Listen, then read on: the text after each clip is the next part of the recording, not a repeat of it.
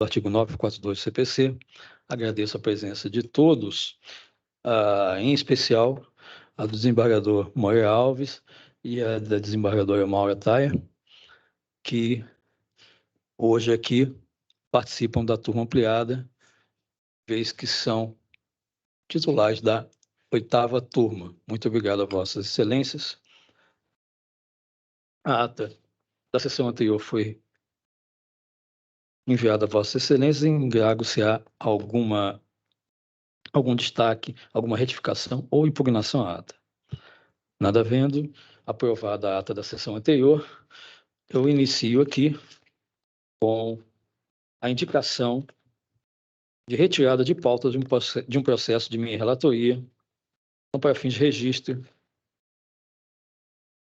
processo, apelação remessa necessária, número 004177614/2011, 4013400, apelante Fazenda Nacional, apelado Gui Gerson do Canto Brum, retirado.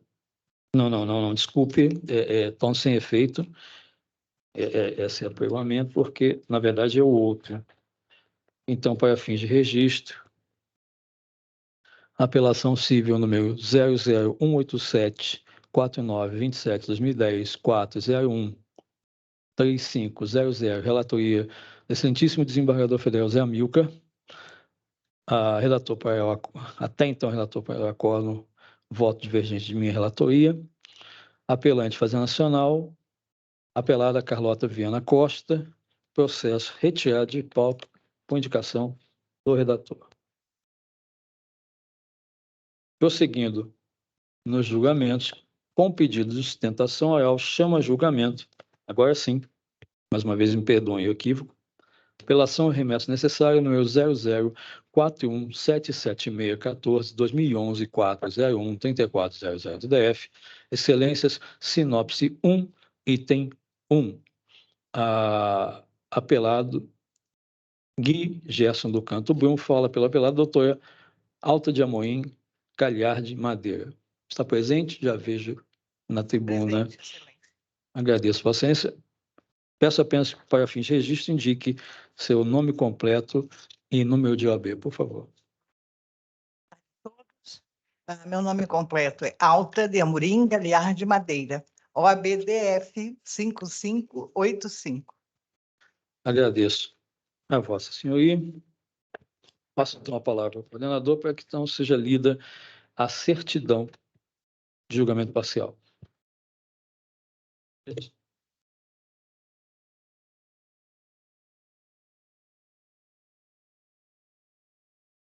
Certidão de julgamento da apelação civil 004177614/2011, 4013400.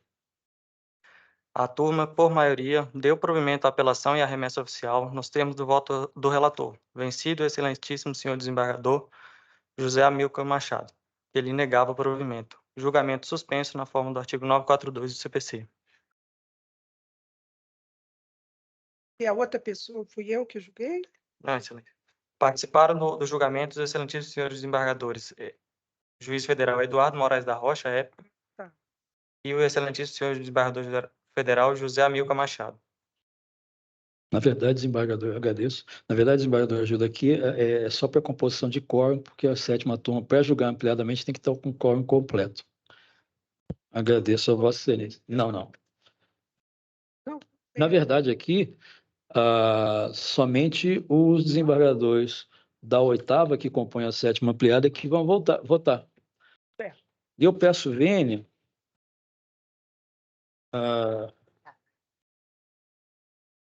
para fazer a leitura. Aliás, eu indago a Vossas Excelências se a proposta de emenda já seria suficiente para esclarecimento. Senão, eu leio o voto, porque a questão de fundo, ela só comporta 2 decisões, ou provimento ou não provimento. Lendo a proposta de emenda pelo provimento, o voto divergente à época do desembargador Amilcar é contrário à tese da relatoria. Desembargador Moreira Alves, a proposta de emenda já seria suficiente para Vossa Excelência? Com relação à tese, sim, senhor presidente, eu gostaria só de alguns elementos de fato, estava tentando entrar aqui no processo, mas talvez Vossa Excelência é o relator, não é isso? Sou relator. Talvez Vossa Excelência saiba me esclarecer. Se a minha Mas memória não me trair muito, eu acredito que sim. Mas eu Desembargadora vou Mauro, tentar abrir o processo. desembargadora Mauro, seria suficiente a princípio a leitura da proposta de emenda? Agradeço, Vossa Excelência. Então, passo a leitura da proposta de emenda. Tributar imposto de renda sobre diferenças salariais em atraso, natureza remuneratória, incidência. O entendimento jurisprudencial deste egrégio tribunal é no sentido de que o pagamento de diferenças salariais decorrentes de perdas pela implantação de planos econômicos configura disponibilidade econômica e não perde a natureza salarial pelo decurso de tempo para o seu adimplemento por meio de acordo judicial. Sujeitas, portanto, à incidência do imposto de renda. Esse aqui é um acórdão, relatoria do excelentíssimo desembargador federal Maria do Carmo Cardoso, à época na 8ª turma, e prossigo. No mesmo sentido, o egrégio superior Tribunal de Justiça reconhece que só haverá retenção na fonte de rendimentos pagos em cumprimento à decisão judicial quando, isoladamente, tais valores ensejarem o desconto do imposto de renda. Caso contrário, ter-se hipótese condenável sobre valores isoladamente isentos de imposto de renda. O ente público moroso retiraria benefício caracterizadamente indevido. Recurso especial número 92371, Pernambuco, relator do excelentíssimo ministro Zé Delgado. Prossigo. Ademais, e aqui em aspas, porque é entendimento da Corte Superior. A primeira sessão desta Corte, por ocasião do julgamento do recurso especial número 1.118.429 de São Paulo, pelo rito do artigo 543C do CPC, à época vigente, e aí, esse acréscimo é meu, de relatoria do ministro Herman Benjamin, consolidou um entendimento no sentido de que a incidência do imposto de renda deve observar as tabelas e alíquotas vigentes à época em que os valores deveriam ter sido pagos, regime de competência.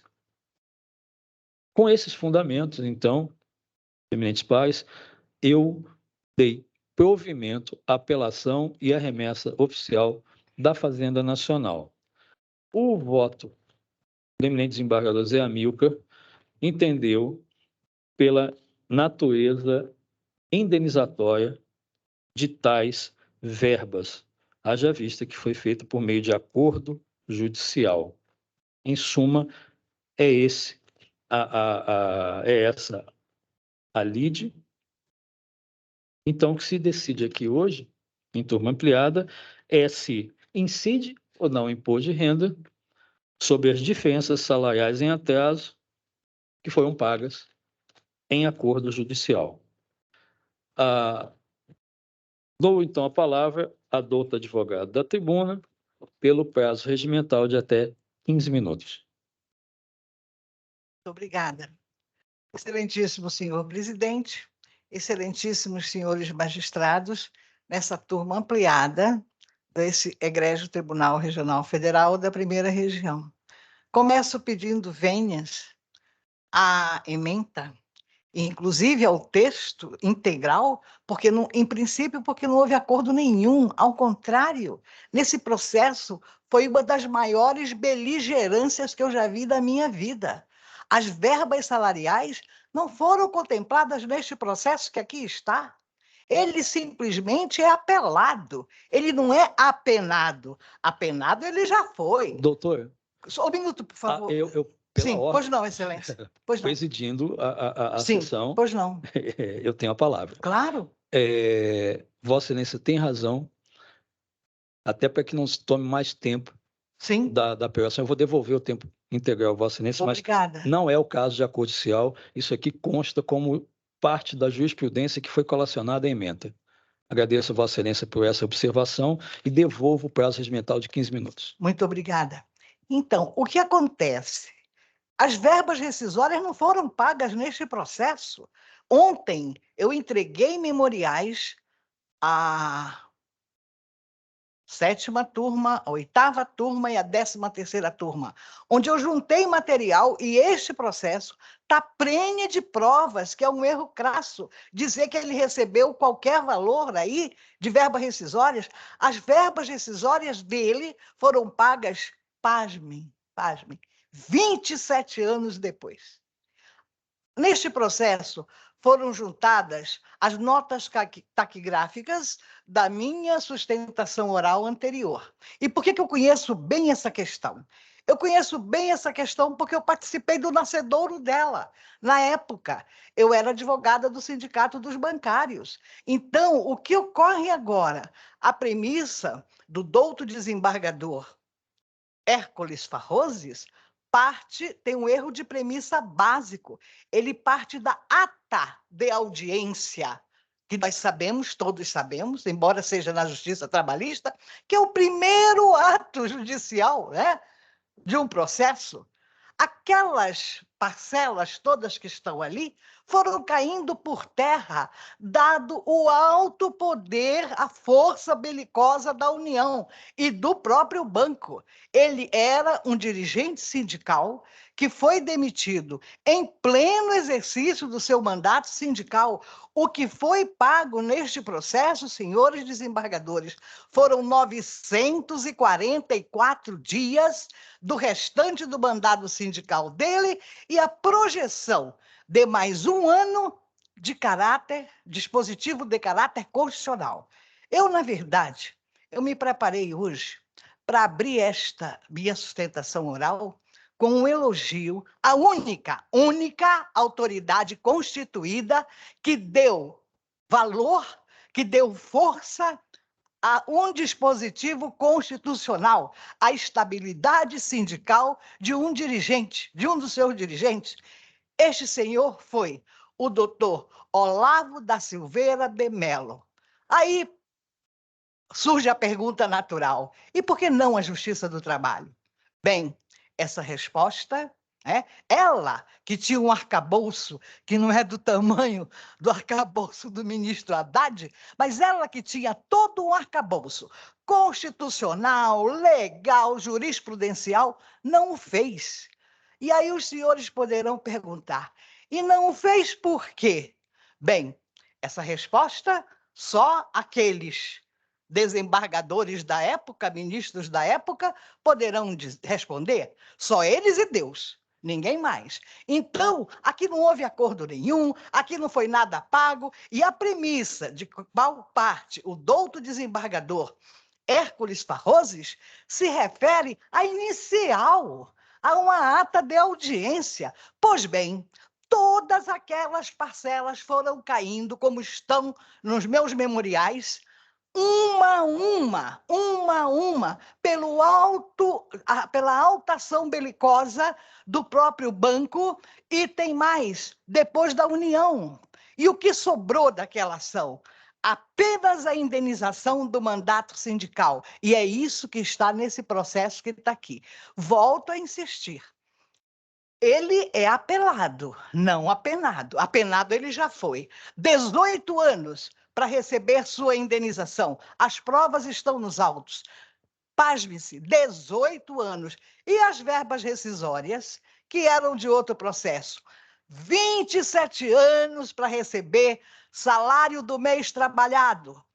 Inclusive a pensão alimentícia dos filhos dele, porque na época ele era divorciado e tinha 2 filhos menores impúberes.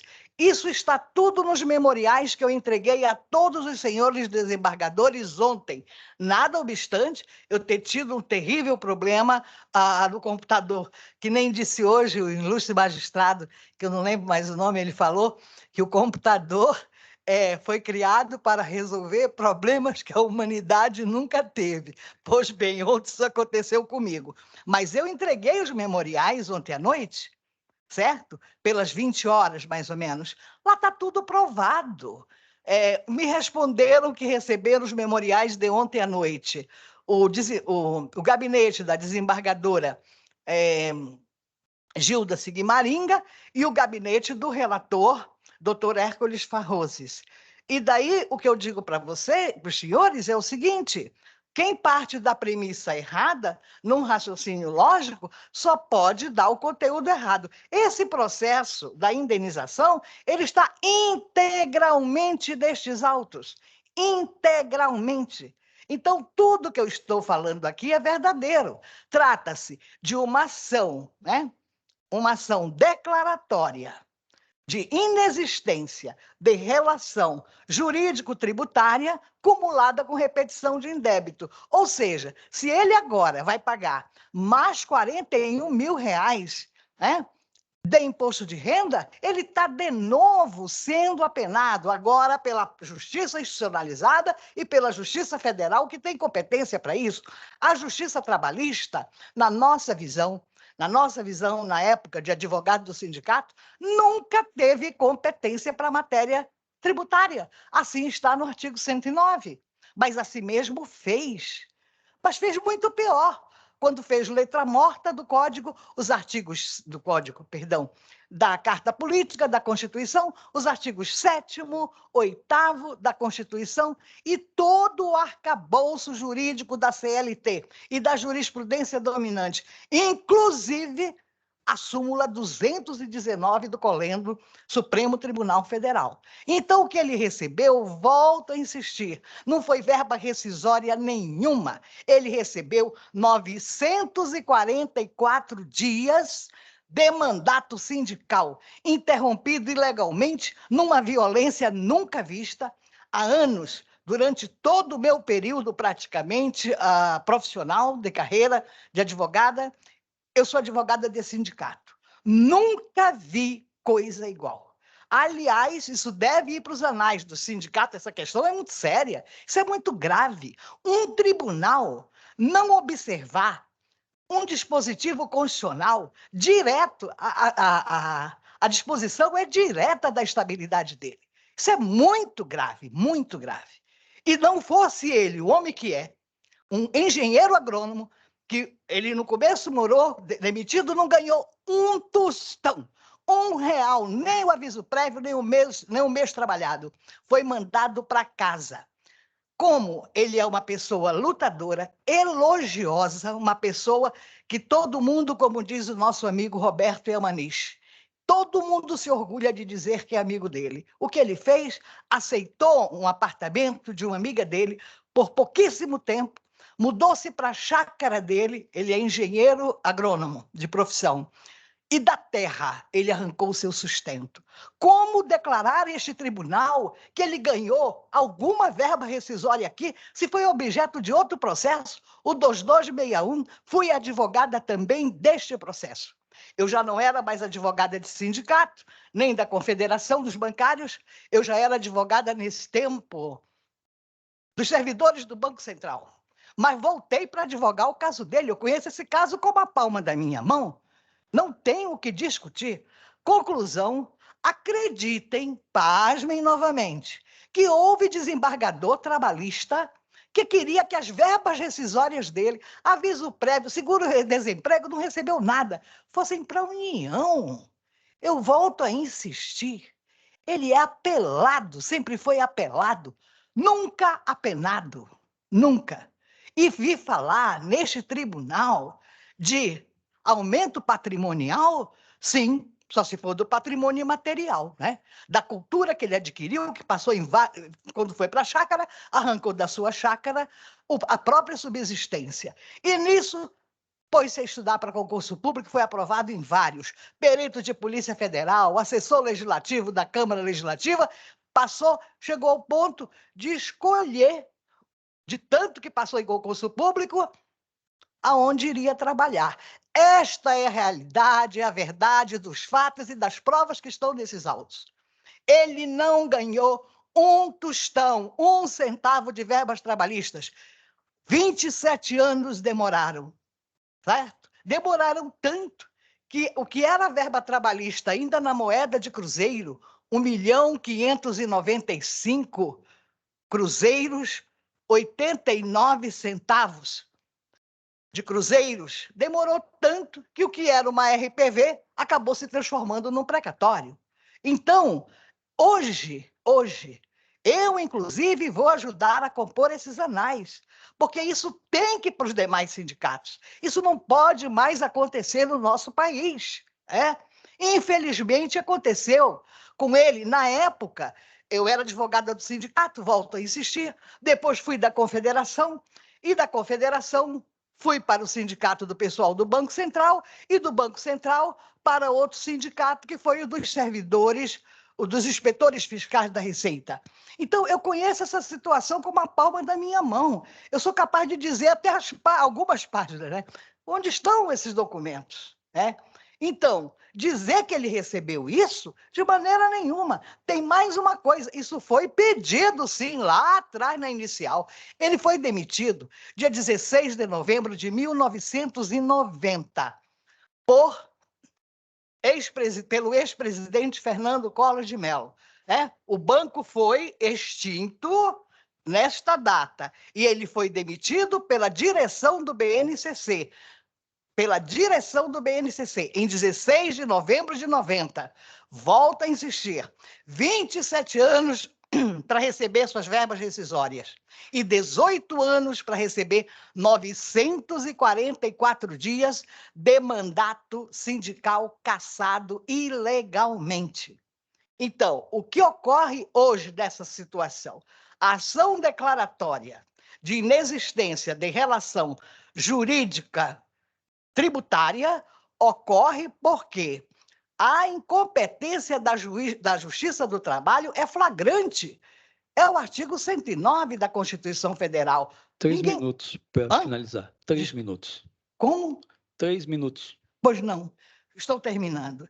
Então, eu peço aos excelentíssimos senhores desembargadores que, por favor, é um obséquio para nova apenação não acontecer neste caso, que observem os memoriais e as provas que sempre estiveram nos autos, e mais as últimas que eu juntei daqui da tribuna, que o BNCC continuou funcionando normalmente, ele foi demitido 16 de novembro de 90, e o banco só foi extinto em 17 de maio de 1994. Portanto, quase 4 anos depois. E por que logo ele demitido? Porque era um líder sindical que incomodava a direção do banco.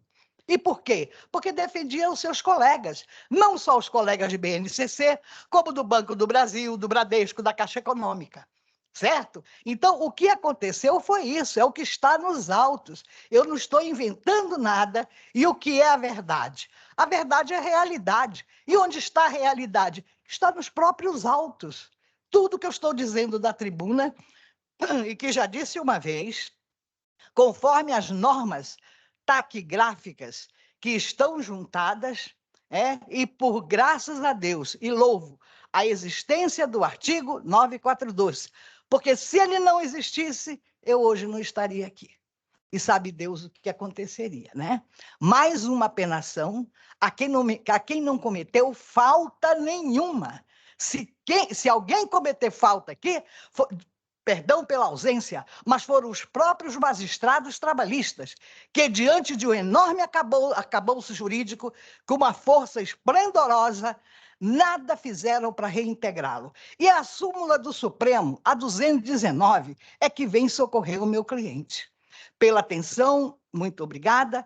Eu agradeço, repisando os mesmos fatos e as mesmas provas que, sob as penas do artigo 425 CPC, eu assumo e as declaro autênticas. Então, pelo improvimento da apelação, que nem dele é de uma senhora, e ele é um homem, ele se chama Gui Gerson do Canto Brum, e que homem! É um homem que é um patrimônio moral, é isso. Agora, pegar trechos de um copia e cola do Word e colocar nesta apelação é um absurdo. Dizer que ele recebeu verbas rescisórias, recebeu 27 anos depois. É por isso que essa matéria vai aos sindicatos, sim, para constar dos anais e algumas bibliotecas das universidades, das quais eu já fui professora, para nunca mais esse lastimável fato se repetir. De triste memória, infelizmente. Pela atenção, muito obrigada mais uma vez, pelo improvimento do que se chama, do que a Fazenda Nacional chamou de apelação. O recurso, pasmes, de uma senhora que recebeu verba rescisória. Eles copiaram e colaram, não tem nada a ver com esses autos. que, aliás, é matéria política sindical, é Doutor, matéria... já Desculpa. terminou, vou lhe conceder mais 1 minuto. Obrigada. Por isso é que eu rogo a atenção dos senhores, para não transformar, mais uma vez, o apelado em apenado. Detalhe, ilegal e injustamente. Pela atenção, muito obrigada. Agradeço a Vossa Senhoria. Excelências, como teve aqui algumas questões aqui, inclusive já aventado, e não é a primeira vez que foi aventado pela douta advogada da Tribuna Cal, louvo pela forma como se manifesta na tribuna e de forma muito aguerrida. Estou louvando Vossa Senhoria pelo trabalho, pelo afinco e pela forma que Vossa Senhoria se coloca dentro dessa tribuna. Meus parabéns. E por força disso, e até em homenagem à douta advogada da tribuna, eu vou ler o relatório e voto, que não é extenso. Trata de remessa oficial de apelação interposta pela Fazenda Nacional contra a sentença que julgou procedente pedido para reconhecer, aspas, a isenção do imposto de renda sobre as verbas indenizatórias recebidas pelo autor, condenando a União, Fazenda Nacional, à devolução dos impostos de renda recolhidos por retenção referente ao precatório número 92.200, acrescido de juros à taxa Selic nos termos do artigo 39, parágrafo 4º da Lei 9.250 de 95. Condenação da União à restituição das custas processuais adiantadas pelo autor e ao pagamento de honorários advocatícios fixados em 20% sobre o valor da condenação, valor da causa R$20 mil. Em suas razões recursais, o apelante defende a incidência do imposto de renda sobre o montante recebido pelo autor ante a existência de acréscimo patrimonial. Sustenta ainda a impossibilidade de cumulação da taxa Selic com juros moratórios e correção monetária. Com contra-razões, o relatório passa então ao voto.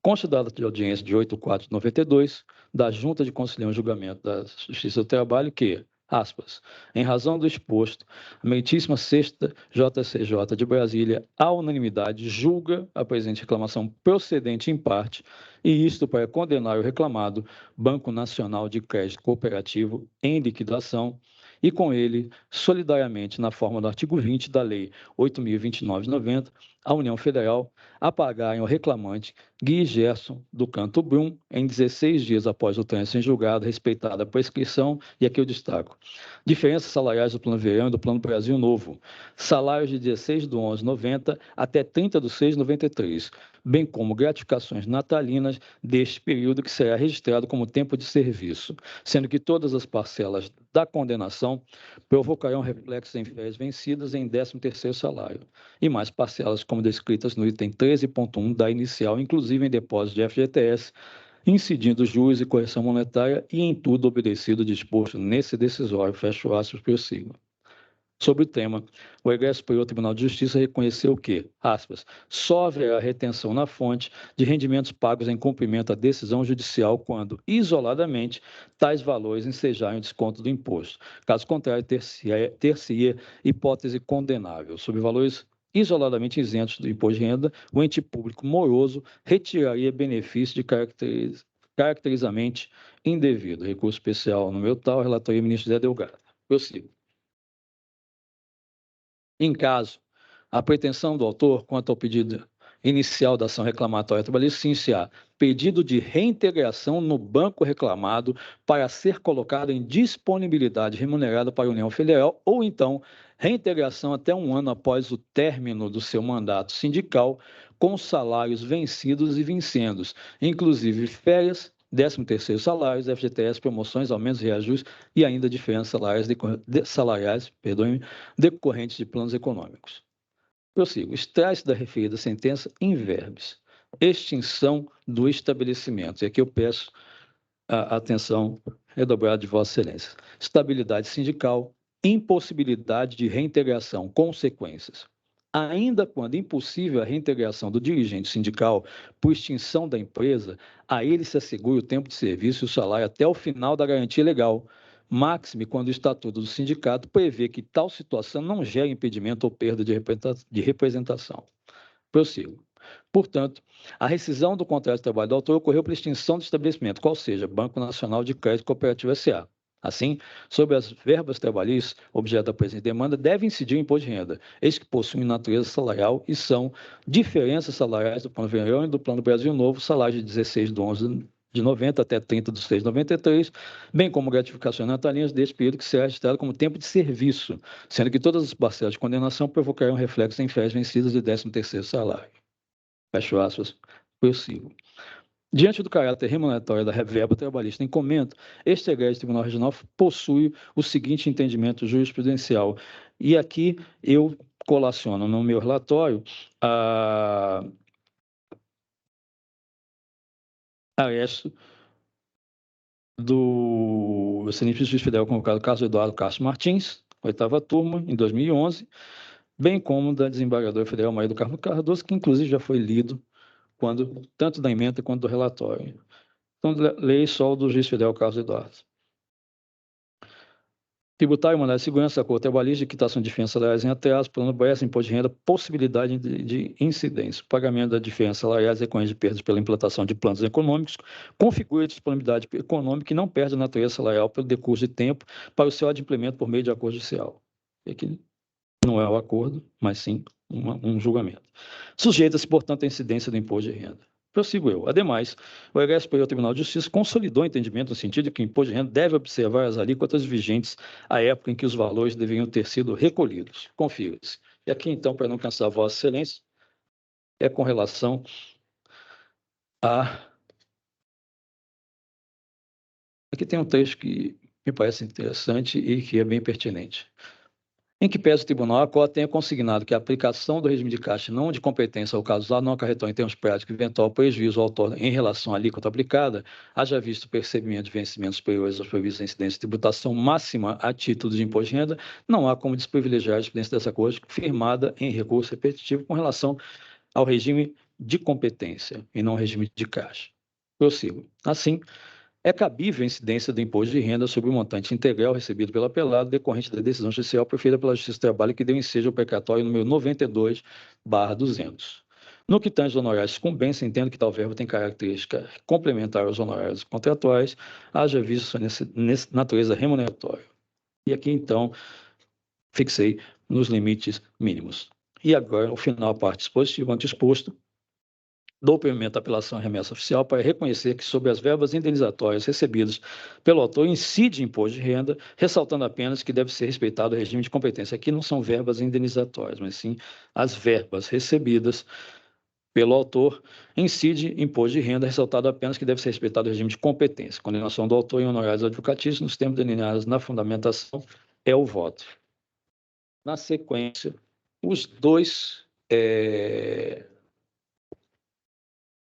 julgadores que fizeram parte da sessão ordinária não têm condições de refluir do voto, que foram os excelentíssimos juízes federais Eduardo Moraes, convocado, e o desembargador federal Zé Amilcar Machado, que hoje ocupa a honrosa presidência deste tribunal. De modo que, então, eu mantenho meu voto, passo, então, a coleta de votos. Desembargador Moura Alves, como voto, Vossa Excelência? Dia, Vossa Excelência, mais 5 minutinhos que eu estou examinando o processo. Já vi que se trata de uma ação declaratória de inexigência de inexigibilidade de imposto de renda sobre valores recebidos mediante precatório em virtude de uma condenação imposta pela Justiça do Trabalho.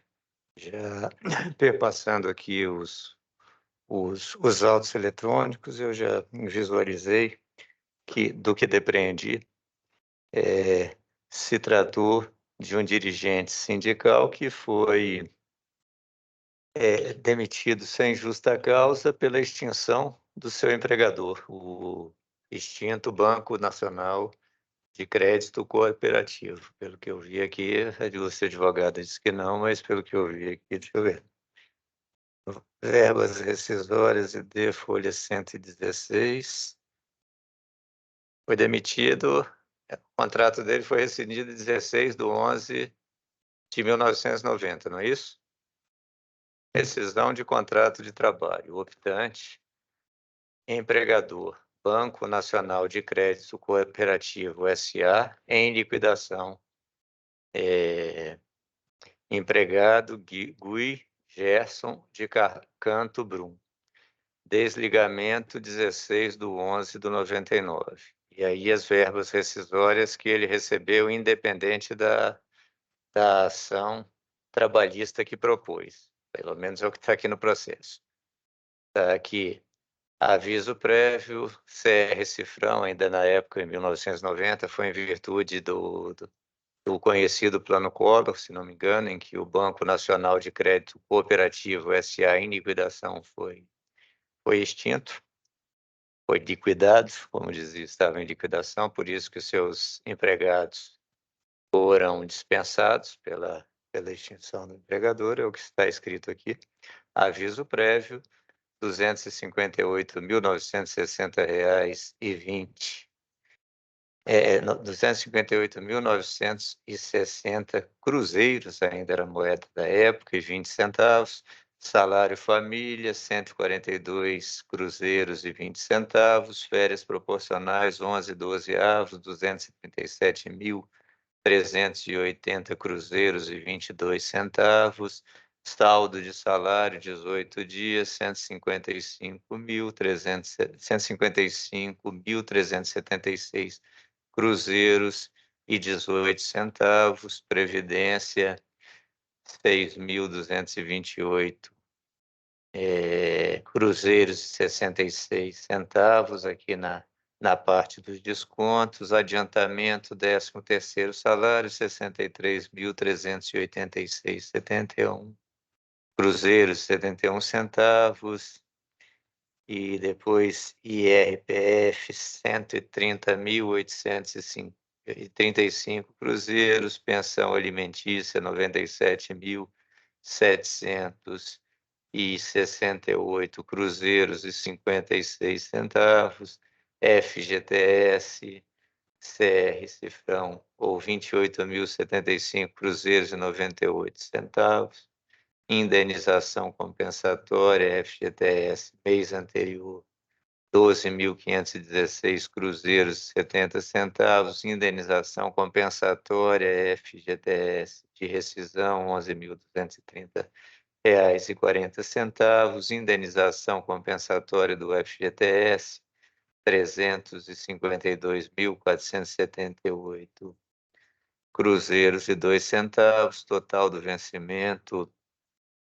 1.394.246 cruzeiros e 84 centavos, total dos descontos, 298.551 cruzeiros e 17 centavos, total líquido, 1.095.695 cruzeiros e 67 centavos, e no final o recibo recebido, o empregador acima, a quantidade líquida de 1.095.695 cruzeiros e 67 centavos em moeda corrente ou pelo cheque, conta do Banco do Brasil. Isso aqui, pelo que eu depreendi, dos elementos que estão no processo, foi a rescisão do contrato de trabalho dele, que deu margem à propositura pela circunstância de, segundo ele demandou ser estável em função da condição de dirigente sindical, então demandou uma reclamação trabalhista pedindo ou a colocação em disponibilidade, exatamente porque o seu empregador fora extinto, e obteve a sentença no processo trabalhista que Vossa Excelência se referiu, pelo menos são esses os documentos que estão no processo até agora, do que eu visualizei aqui.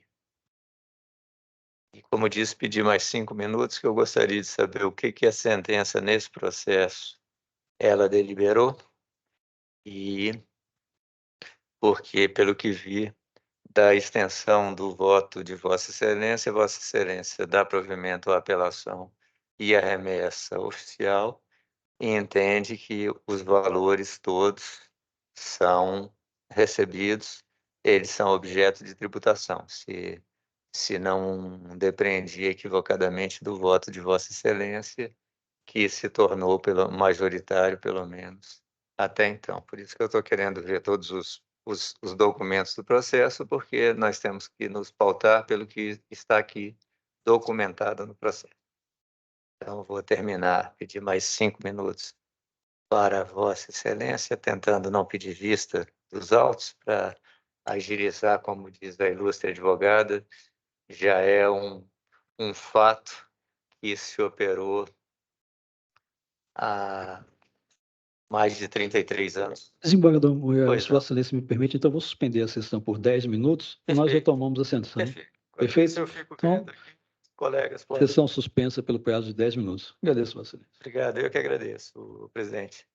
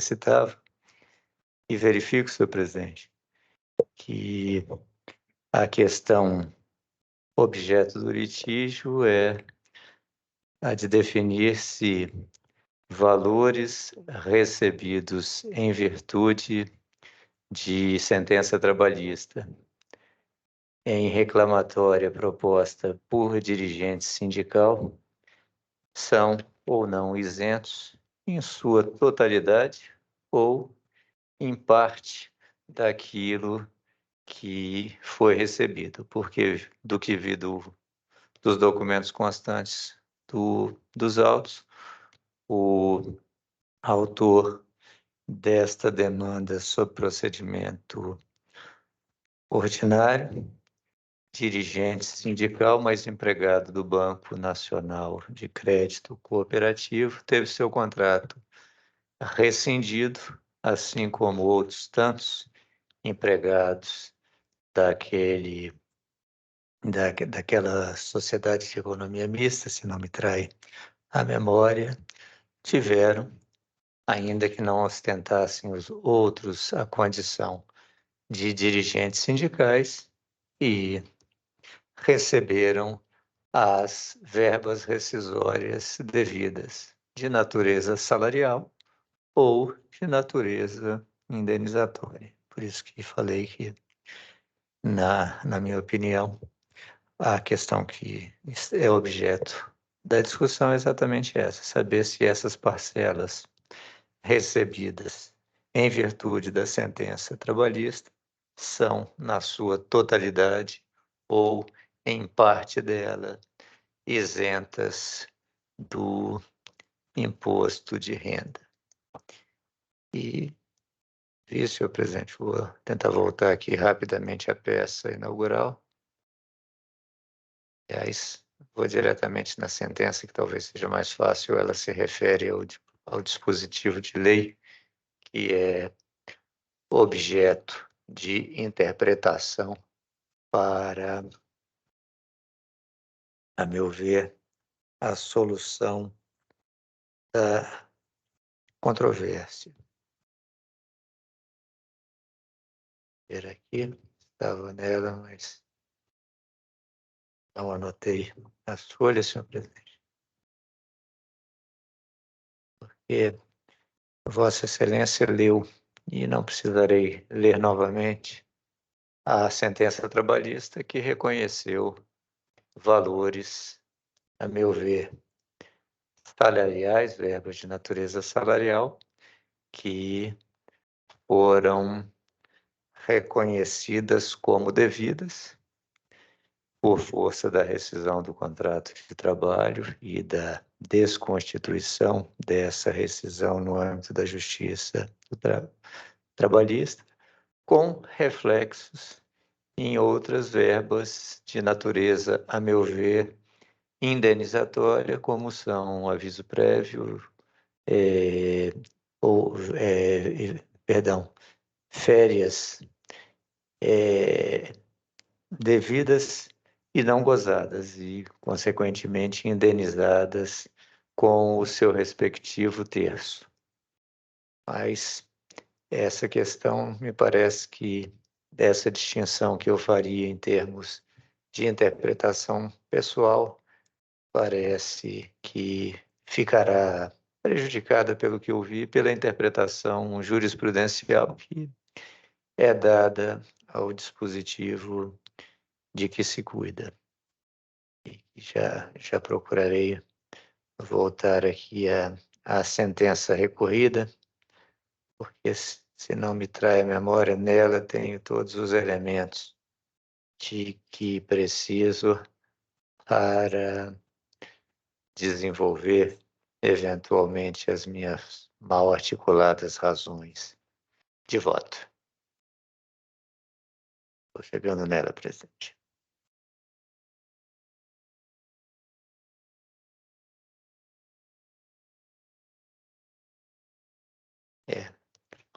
Dispositivo legal que, a meu ver, é o que determina a solução da controvérsia, transcrito na sentença ora recorrida diz o seguinte: ficam isentos do imposto de renda os seguintes rendimentos percebidos por pessoas físicas.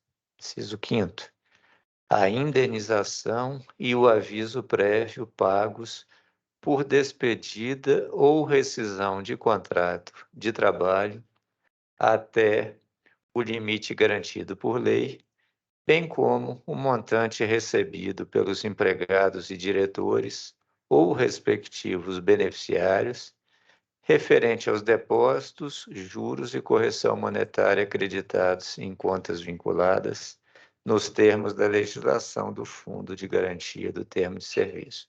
Essa é a norma legal que dispõe sobre a incidência ou não do imposto de renda, ou melhor dizendo, a isenção ou não de imposto de renda sobre valores recebidos por empregados no caso de despedida ou rescisão de contrato de trabalho, que foi o caso em exame.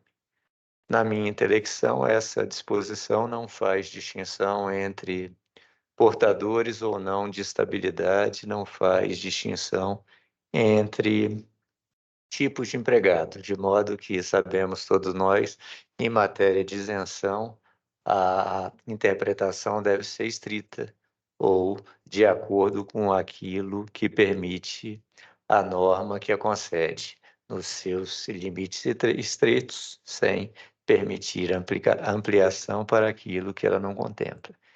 E quando se fala indenização e o aviso prévio pagos por despedidos ou rescisão de contrato de trabalho, sabemos nós que nas despedidas de qualquer contrato de trabalho, há verbas salariais que não foram pagas e são satisfeitas, então, porque o trabalho foi prestado e não foi remunerado, ou porque o trabalho era dispensado, naqueles casos de quem está no exercício efetivo fixo das suas atribuições, ou mesmo como o autor da demanda em estabilidade sindical, que recebe os seus salários, embora não necessite de prestar ao empregador a contrapartida do trabalho que dá margem a essas verbas salariais, e isso por força de lei.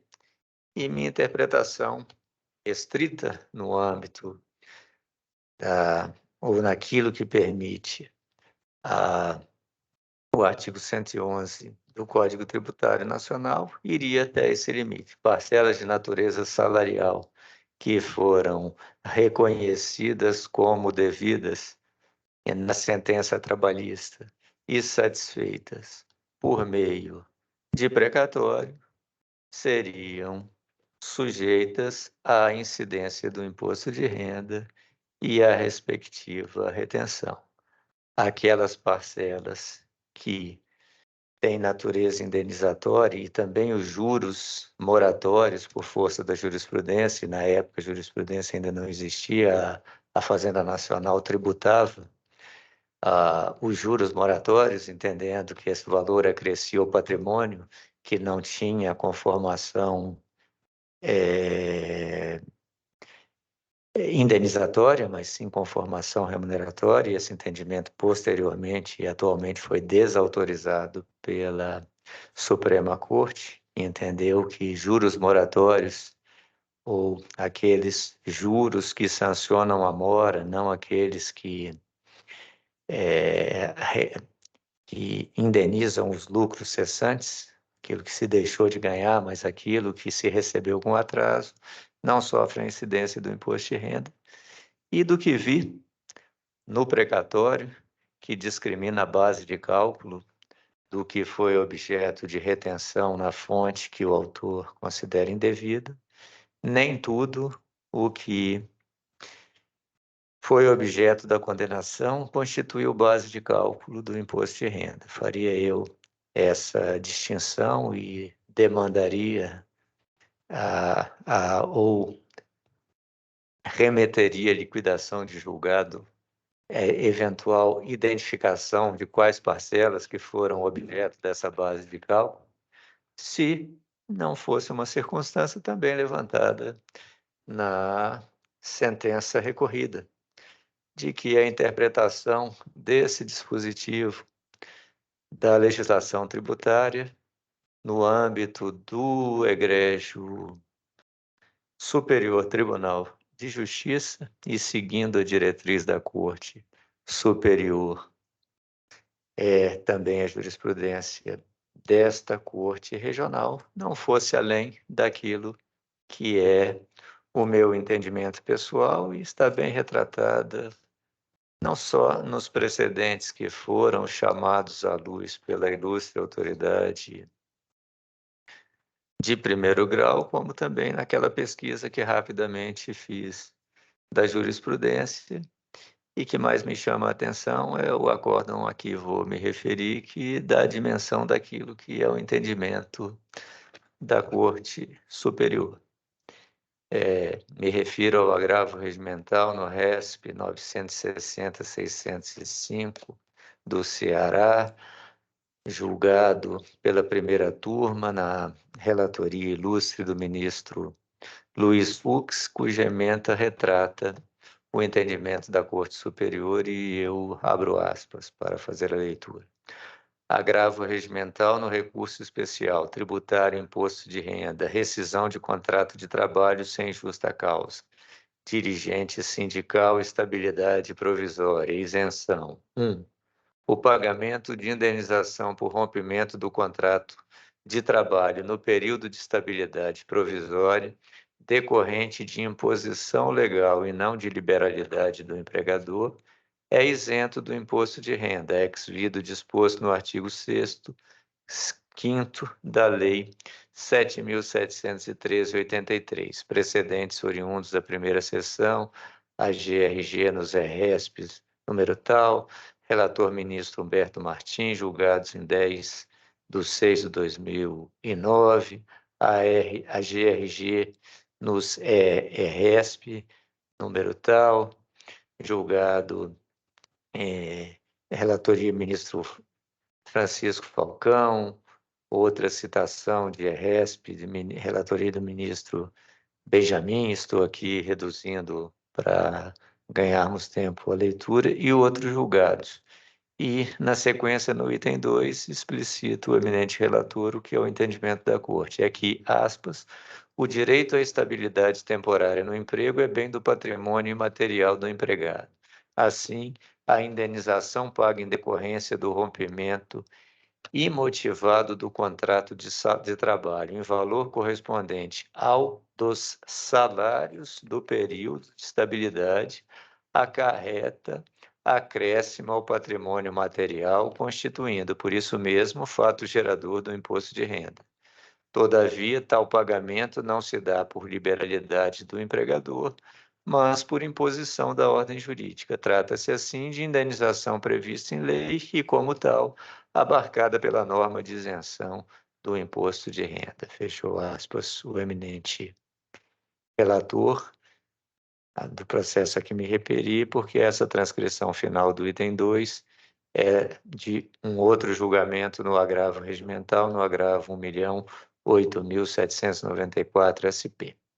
Então, quer dizer, na inteligência da Suprema Corte, confesso que faço aqui ressalva de meu entendimento pessoal em sentido contrário, independente da estabilidade que se confere a quem quer que seja, a estabilidade ela permite que o empregado receba os seus salários do empregador sem a contrapartida da prestação do serviço. Então, o empregador é obrigado por lei a pagar valores sem receber a contrapartida.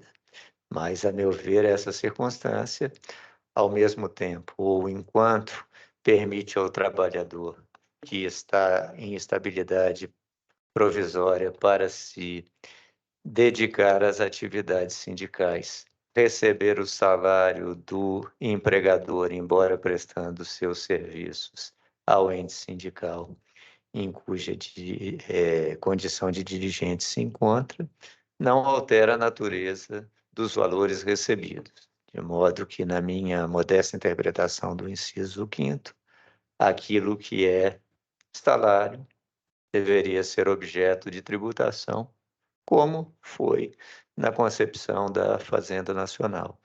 E aquilo que fosse objeto de indenização, realmente, indenização como juros moratórios, como os reflexos da despedida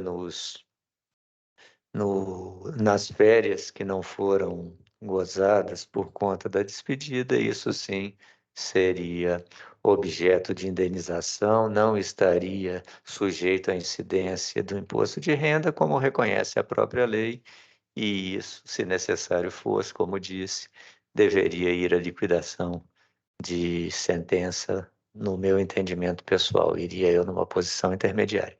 Como, no entanto, a Corte Superior se posiciona como visto no sentido de quaisquer que sejam as verbas recebidas em virtude de rescisão de contrato de trabalho por quem goza de estabilidade provisória, e essa é a situação do autor, então eu, ressalvando o meu entendimento pessoal em sentido contrário, como esclarecido, mas acompanhando a jurisprudência da Corte Superior e seguida pela jurisprudência do nosso tribunal, eu peço a mais respeitosa licença ao eminente relator, ao ilustre magistrado convocado que seguiu seu duto do voto, fazendo até agora uma maioria provisória, mas acompanha a divergência, negando provimento ao recurso de apelação e a remessa oficial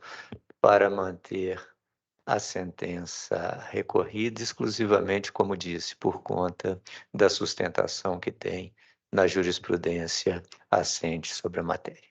É como voto, senhor presidente. Agradeço, Vossa Excelência. Desembargador Maria Maura, com voto.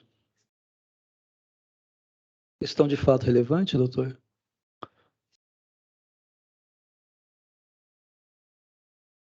Sim. Obrigada. Seguinte, Excelência. O voto, seu respeitável voto, parte de uma premissa. Doutor, isso não é matéria de fato, a gente está julgando Não, vocês. é só um minuto, é rápido. É porque ele não recebeu parcela nenhuma rescisória. Aqui ele só recebeu a indenização. A parcela rescisória é de outro processo, que demorou 27 anos para ele receber. Isso está nos meus memoriais. Só o seu gabinete, até eu sair da minha casa para vir para cá, e o gabinete da excelentíssima senhora desembargadora Gilda, responderam que receberam meus memoriais. Ali está claro, é outro processo. Então, essa sentença ela foi modificada 11 vezes no TST. Então, ela não tem mais validade nenhuma para cá. Ele só um esclarecimento mesmo. Ele só recebeu um mandato sindical. As verbas rescisórias, ele recebeu nesse outro processo. Nesse processo, 2261-68-1990. Doutor, Só isso, Excelência. não, Só mas isso. é um fato relevante. É um fato relevante, o que Vossa Senhoria traz à colação, já em 942, é que ele recebeu as verbas em processos distintos, é isso? Distinto, isso. Fui eu advogada dos dois processos. Está bem claro nos meus memoriais, citando os IDs deste processo que está aqui. Era só isso, Excelência. Muito obrigada pela oportunidade. Agradeço a Vossa Senhoria. E por que Vossa Senhoria disse que a sentença foi modificada 11 vezes por vários recursos. Recurso ordinário, recurso de revista, embargo de declaração. E se a memória não me atraiçoa, até uma tentativa de ir ao Supremo Tribunal Federal, dado o alto caráter beligerante, aí já era a União, não era mais o BNCC. Dizer que ele foi demitido pela extinção do banco é uma falácia. Tanto que tem dissídio coletivo que está nos autos. O banco ficou funcionando, 4 anos. Demitiram só a ele. Por quê? Porque incomodava a diretoria. Eu agradeço muito a oportunidade que o senhor me deu, Excelência. Não por isso, doutor. Desembargador Moel, agora tem mais um fato relevante. Eu vou pedir vênia a Vossa Excelência, desembargadora Maura, Eu vou pedir vista regimental, porque, Posso complementar meu voto antes? por favor, mas de qualquer forma eu não sei, porque eu vou pedir vista regimental, Vossa Excelência vai continuar com o voto? Posso continuar, que eu tenho todos os elementos aqui para o meu voto, mesmo que Vossa Excelência peça vista regimental para tirar alguma dúvida, eu tenho todos os elementos no processo. A ilustre advogada da tribuna e eu louvo o zelo com que ela honra o mandato que lhe foi otorgado, que defende o direito que entende ser do seu constituinte, e que achei curioso, enquanto na tribuna ela fazia acenos negativos com a cabeça, como desautorizando os fundamentos do meu voto, ou não concordando com eles, é um direito do advogado, né? Nenhuma restrição, mas a conclusão do meu voto é no mesmo sentido do entendimento defendido por Sua Excelência. Como disse, não seria o meu entendimento pessoal o reconhecimento dessa isenção de imposto de renda, que é objeto de discussão nesse contrato único, independentemente. Eu vi aqui no processo, e embora não haja confirmação de recebimento de memoriais, essa circunstância é relevante, porque nós temos que nos pautar não pelo que diz o memorial, ele nos orienta, mas pelos elementos que temos aqui no processo. Eu vi, por isso eu pedi esse tempo para examinar o processo virtual, é uma facilidade que ele nos permite, e gentilmente o ilustre presidente me concedeu.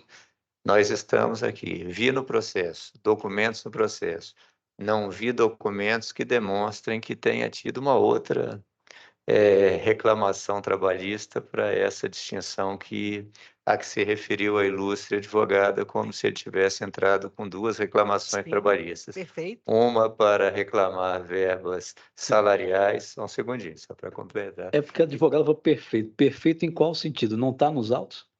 Não está no processo. Então, o que eu vi no processo foi um documento de rescisão administrativo feito em decorrência da rescisão do contrato de trabalho do autor da demanda, que teve, do que vi, rescindido o seu contrato, não diante da sua condição de dirigente sindical, mas teve rescindido o seu contrato de trabalho, porque o seu empregador, que lhe pagaria os salários caso continuasse a existir, não houvesse a rescisão, simplesmente foi liquidado e desapareceu. Assim, por isso que disse, assim como outros empregados do Banco Nacional de Crédito Cooperativo, se não me engano, foram desligados sem ter a condição de dirigentes sindicais e receberam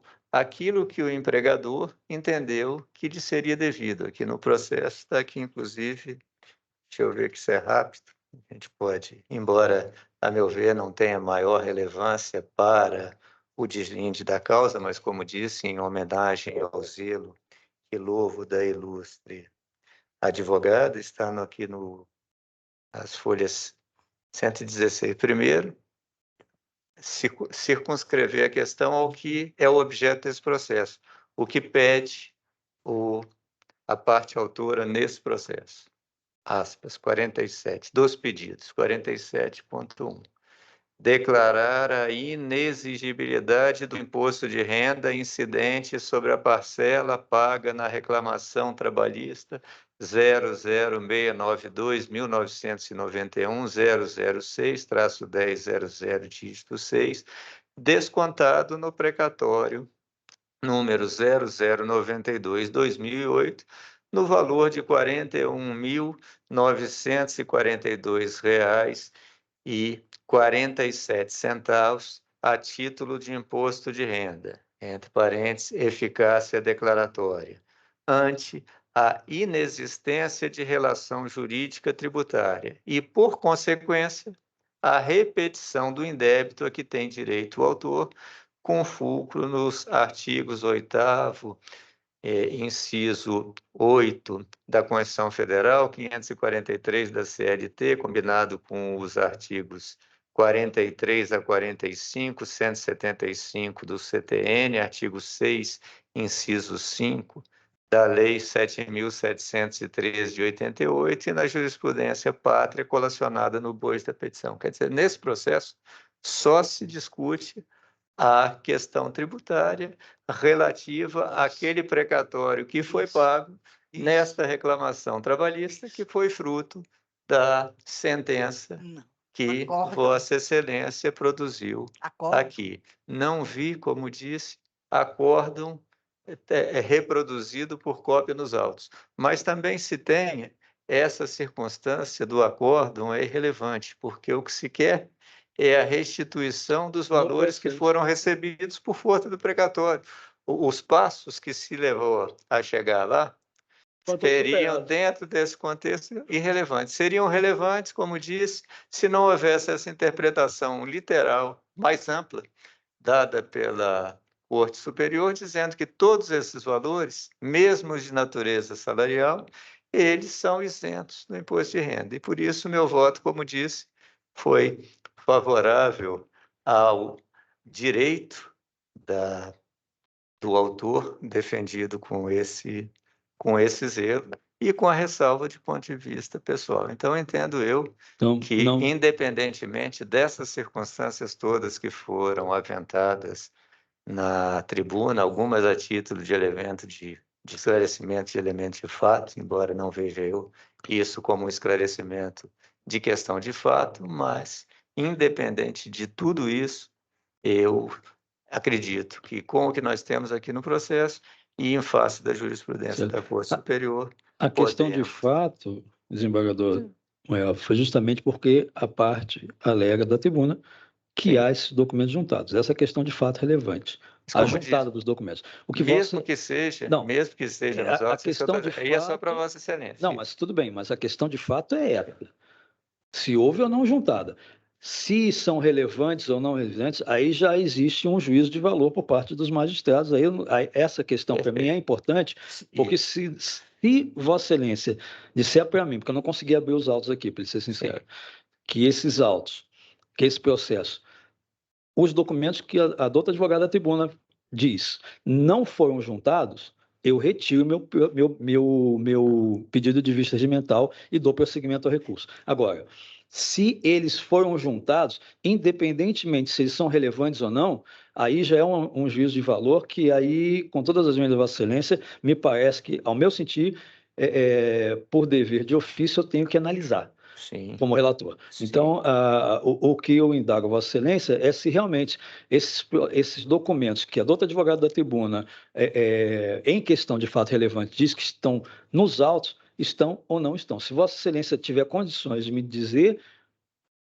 tudo bem. Se não, eu mantenho meu pedido de vista regimental. Perfeito. Como disse, o meu voto não procurou interferir em momento algum com o vosso direito regimental de pedir vista. Meu voto, como disse, ou esse complemento de voto, porque o voto eu já havia proferido, ele foi produzido em respeito, em homenagem, como disse, ao zelo da ilustre advogada, tratando como esclarecimento de fato algo que não me pareceu um esclarecimento de fato, mas isso não é uma questão que me compete, que Vossa Excelência bem o fez, eu também o faria, concederia a palavra à ilustre advogada e depois verificaria o juízo de valor se é um elemento de fato ou um elemento de direito e se a intervenção, ainda que não seja para esclarecer um fato, mas para esclarecer uma questão de direito, até mesmo fazer-nos refluir do nosso entendimento. Então, eu pedi esse complemento exatamente para essa circunstância. Disse isso, e o que eu posso dizer para Vossa Excelência, não posso dizer que essas inúmeras decisões a que se referiu a ilustre advogado estão juntadas nos autos. O que eu posso dizer é que eu folheei até a sentença, que é onde se define, pelo menos em princípio, os documentos da causa foram dos IDs 2 até o ID 4. Folheei tudo e não vi essa amplitude de elementos probatórios a que se referiu a ilustre advogado. Mas, como disse, para o meu voto, isso não é importante, porque, como disse, o caminho a que se chegou até a percepção do precatório passou a ser desinfluente na medida em que, independentemente das rubricas que foram recebidas, a Corte Superior, correta ou incorretamente, mas no seu entendimento maior, entendeu que ensejam o direito à isenção do imposto de renda. E isso, para mim, é o quanto basta para se acompanhar o julgador de primeiro grau, que, louvando-se nessa jurisprudência, acolheu o pedido e acolheu integralmente o pedido formulado pela parte demandante. São esses os esclarecimentos que eu posso prestar a Vossa Excelência. Fique à vontade, se entender necessária a vista regimental. É uma questão que não me compete, realmente eu não quis interferir em relação a ela. Quis apenas fazer esse complemento, como disse, do meu voto em homenagem a todas as discussões que foram colocadas até agora. Obrigado, senhor presidente. Agradeço, Vossa Excelência. Me permite. Sim. O que eu pude perceber dos autos também é que a própria petição inicial são narrados os fatos exatamente assim. Ele entrou com uma ação trabalhista, foi vencedor ao final, recebeu parcelas. Essas parcelas elas foram pagas mediante precatório. No momento do pagamento da extração do precatório, foi feita a dedução por volta de R$40 mil a título de imposto de renda. Esses são os fatos narrados na petição inicial. Eu agradeço, Vossa Excelência. Eu vou prosseguir com as mais respeitosas vênias. Eu acho que estão narrados na petição inicial, estão demonstrados pelos Com as mais respeitosas vênias. Se for o caso, então, o advogado pode, inclusive, embargar. Desembargador Amor, Vossa Excelência, com a palavra para o voto. Eu vou pedir, vênia, Vossa Excelência, senhor presidente, para acompanhar também a divergência, porque também, assim como o desembargador Moreira Alves, eu também tenho dúvidas a respeito desta interpretação que foi dada a esse dispositivo da lei que rege o mandado de segurança, que rege o imposto sobre a renda, mas eu estive também fazendo uma pesquisa e vi que a jurisprudência do Superior Tribunal de Justiça, nesse aspecto, ela é bastante firme, entendendo que tudo que se recebe a esse respeito é indenização e, como tal, não está sujeito a imposto de renda. Tem muitas dúvidas a respeito, até reservas mesmo a esse entendimento, mas eu me curvo a esse entendimento do Superior Tribunal de Justiça e vou pedir vênia a Vossa Excelência novamente para acompanhar a divergência. Vossa Excelência, então, acompanha a divergência. Então, agora eu passo à proclamação do resultado final. No processo já apregoado, a turma, por maioria, negou o provimento à apelação reexame necessário, nos termos do voto divergente proferido pelo excelentíssimo desembargador federal Zé Amilcar Machado. Vencidos os desembargadores Hércules Fajoses e Eduardo Moraes da Rocha. Redator para o acórdão, desembargador federal Zé Amilcar Machado. Agradeço a presença de Vossa Senhoria, doutora Alta. É isso? Isso. Também a presença de todos, desembargador Moreira Alves, desembargador Mauro, desembargador Gilda, desembargador Ítalo, todos os demais presentes. Tenham todos uma boa tarde e está encerrada a sessão. Muito obrigado. Muito obrigada a todos também. Obrigada. Obrigada a todos.